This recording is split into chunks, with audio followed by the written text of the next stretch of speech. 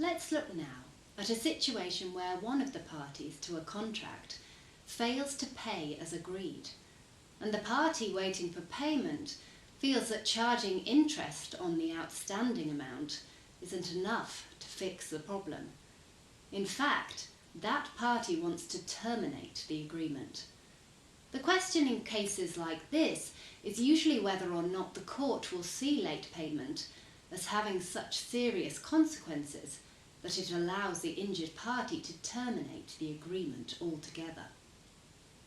In our example, imagine that the buyer in England has 30 days to pay for the first consignment of jeans, but that payment is now so late that it's now almost time for the seller to send the second consignment.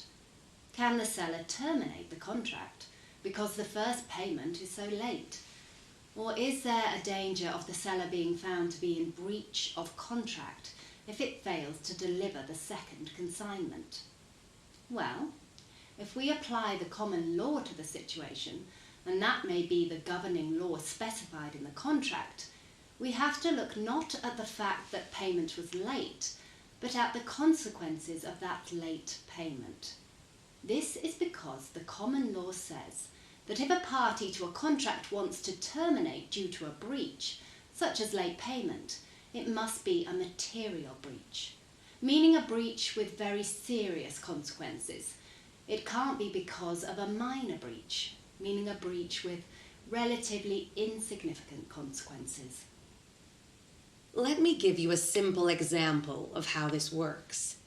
I'm contracted to make a super expensive dress and deliver it to a woman on a particular date, let's say July 4th.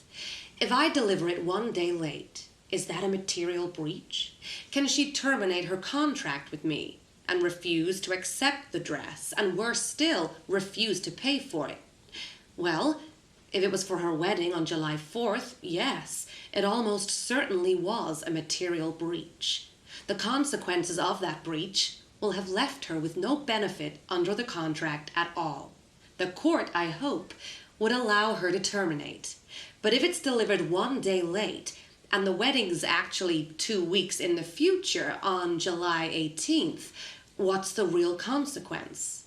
A little bit of anxiety for the buyer, maybe, but no real harm done. I think in that situation, the court would order the buyer to go ahead and fulfill her obligations under the agreement. This is how the common law works. So, in the event of late payment, a court will examine the effects of the breach rather than give an automatic ruling, allowing the injured party to terminate. A lawyer would explain it by saying that the breach must go to the very heart of the contract in order to be grounds for termination, and that the injured party must have lost most or all of their benefit under the contract. So, unless the late payment has very serious material consequences, the court is very unlikely to allow termination for late payment.